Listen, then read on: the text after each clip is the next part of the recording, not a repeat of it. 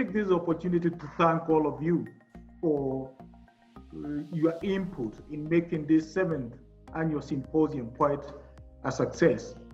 Throughout, from the keynote speech by Teresa and up to the last speaker, Hardin, my brother, is that as the authority, there are so many takeaways we have taken, and specifically from the first discussion of biopower regulation, where really there were fireworks. Obviously, as an authority, is that there are issues we have taken, and I wish to make some commitments in regard to the development of the code of conduct.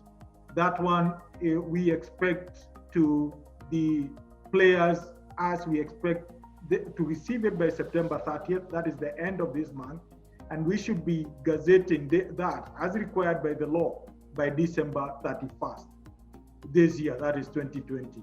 Another thing which has come out clearly is that we need to help the SMEs have some contract templates so that they may be able to sign with the buyers.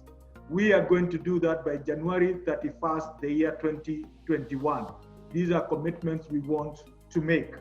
The other area which has come out very clearly is that we should not only focus on investigation and enforcement, but also is that we should focus on advocacy. What I can say is that already we have engaged, that is last week, 2 Kenya National Chamber of Commerce, regional Chamber of Commerce.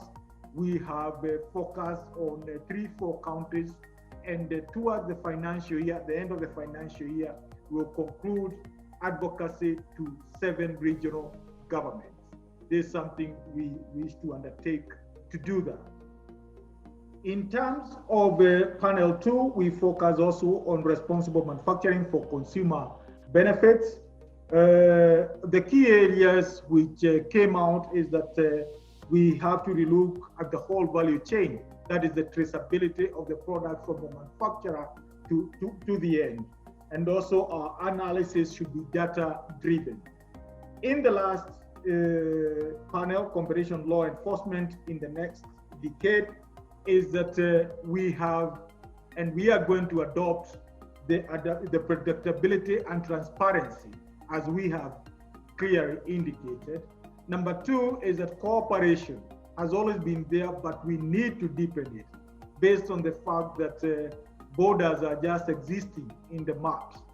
Then also cooperation, it's not only in enforcement, but also in terms of market inquiries. We need to continue working under the ACF, which has really helped us do a lot of research. Also, we need to bring on board supply chain institutions like universities and research bodies to inform our research. We also need to work closely, as we have always worked with United Nations, that is UNCTAD. They have supported us, and we need to continue with this support, not only working as Africa, but also South-South cooperation in terms of research and capacity building.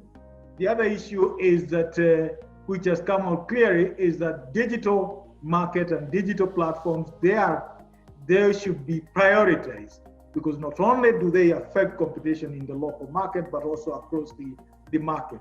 The airline industry.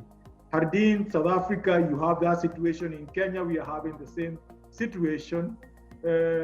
I think that we need to coordinate our positions.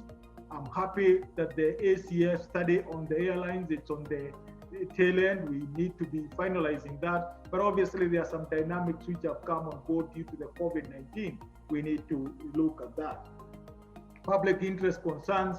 South Africa has always been the punching bag across the whole world because of these public interest concerns.